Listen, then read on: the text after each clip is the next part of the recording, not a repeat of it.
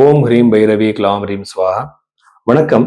நிறைய பேர் சார் நீங்க ஜாதகம் எப்படி பார்ப்பீங்கன்னு நிறைய பேர் கேட்பாங்க. நான் எப்படின்னா, உங்களுக்கு டேட் ஆஃப் பர்த் டீடைல்ஸ் சரியில்லைன்னா நான் அவங்களோட கை ரேகை பார்க்குறேன். இதுக்கு எனக்கு ரொம்ப எக்ஸ்பீரியன்ஸ் இருக்கு. இந்த சைனீஸ் பாமிஸ்ட்ரி, இந்தியன் பாமிஸ்ட்ரி, நாடி பாமிஸ்ட்ரி ரொம்ப ரிசர்ச் பண்ணியிருக்கேன். என்கிட்ட மோர் தென் 10,000 ஹேண்ட்ஸ் போட்டோஸ் இருக்கு. நிறைய ரிசர்ச் போயிட்டு இருக்கு. உங்க ஜாதகத்தை நான் அதுக்கு அப்ளை பண்ணிட்டு நிறைய விஷயங்கள் நான் சொல்றேன். இது என்னோட புது சிஸ்டம். ஒரு ஜாதகத்துல உங்க டைம் கரெக்டா இருந்தா பர்த் டைம் அது வச்சுட்டு உங்க நிறைய விஷயங்கள் சொல்லலாம். ஃபர்ஸ்ட் நான் லக்னம் கண்டுபிடிச்சு அதுல விம்சோத்ரி தசா, யோகினி தசா, ஜெமினி தசா யூஸ் பண்றேன். ஒரே தசை மட்டும் இல்லை.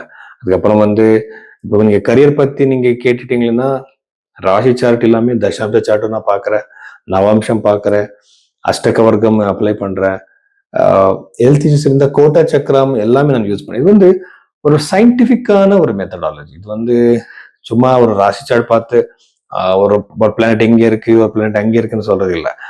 டெக்னிக்கலா ஸ்டெப் பை ஸ்டெப்பா நம்ம போறது. இந்த மாதிரி நான் ஹேண்டு, ஜாதகம், பிரஷ்ன சாஸ்திரம் அந்த எல்லாமே அப்ளை பண்ணி நான் ப்ரெடிக்ஷன் கொடுக்குறேன். ஸோ இந்த மாதிரி என்னோட சிஸ்டம் இருக்கு.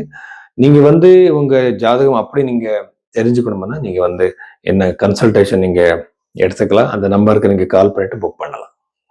சிம்ம ராசி 2026 ஏப்ரல் 5ஆம் தேதிக்கு அப்புறம் இந்த சிம்ம ராசியில பிறந்தவருக்கு என்னென்ன பாசிட்டிவ் நெகட்டிவ் இருக்கு பார்க்கலாம்.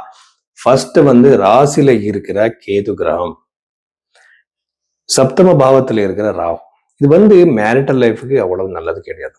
திருமண வாழ்க்கையில பிரச்சனை, டிவோர்ஸ் வரைக்கும் போகலாம், செப்பரேஷன் வரைக்கும் போகலாம். எவ்வளவு சொன்னாலும் கூட உங்க லைஃப் பார்ட்னருக்கு புரியாது. அந்த பிரச்சனையை அவர் பெருசாக்கி அவர் என்னென்னமோ செஞ்சிடுவாங்க. இந்த மாதிரி இஷ்யூஸ் எல்லாமே கண்டிப்பா இருக்கு இந்த சிம்ம ராசியில பிறந்தவருக்கு. ஸோ அது இல்லாம பார்ட்னர்ஷிப் பிஸ்னஸ், இப்போ நீங்க பார்ட்னர்ஷிப் பிஸ்னஸ் பண்ணுவீங்க, அங்கே கூட இஷ்யூஸ் வரலாம், ஜாகிரதை இருங்க.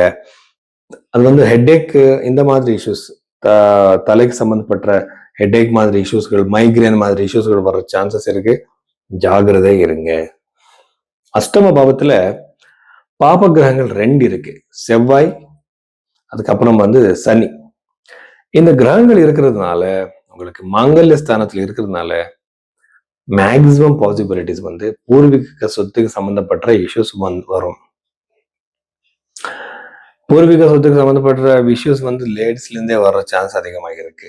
ஸோ எங்க அக்கா தங்கச்சி சார் அவரு ஃபர்ஸ்ட் இதை பத்தி பேசவே இல்லை, இப்போ ப்ராப்பர்ட்டி கேட்கறாங்க என்று நிறைய பேரு கேட்பாங்க. ஸோ இந்த மாதிரி இஷ்யூஸ் நீங்க கண்டிப்பா அதை சால்வ் பண்ணிக்கலாம். ஆனா இஷ்யூஸ் தான் ஆகணும். அது பிராரப்த கர்மம், அது சேஞ்ச் பண்ண முடியாது. ஸோ 11th ஹவுஸ்ல இருக்கிற குரு கிரகத்தினால நீங்க பண்ணிருக்கிற பிசினஸ்ல சக்சஸ், ப்ரோக்ரஸ்,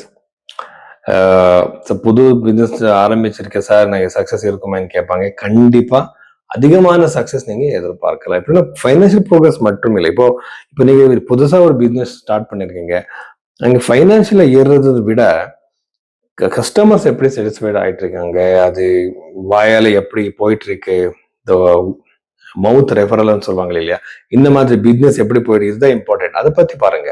அதுக்கு பணம் தானாலே வந்துடும். ஸோ இவ்வளவு விஷயங்கள இந்த ராசியில் முடிஞ்சிருச்சு. ஸோ நெக்ஸ்ட் இன்னொரு விஷயம் என்னன்னா, ப்ராப்பர்ட்டி வாங்குற யோகம் கண்டிப்பா இருக்கு, டிஸ்பியூட்ஸ் கூட இருக்கு. அதே சமயத்துல இன்னொரு விஷயம் என்னன்னா, ஹெல்த் பிரச்சனை யூஸ்வலா வரும், உடம்பு பிரச்சனை, ஜாகிரதை இருங்க. Stomach related, skin related issues வரும், ஜாகிரதை இருங்க.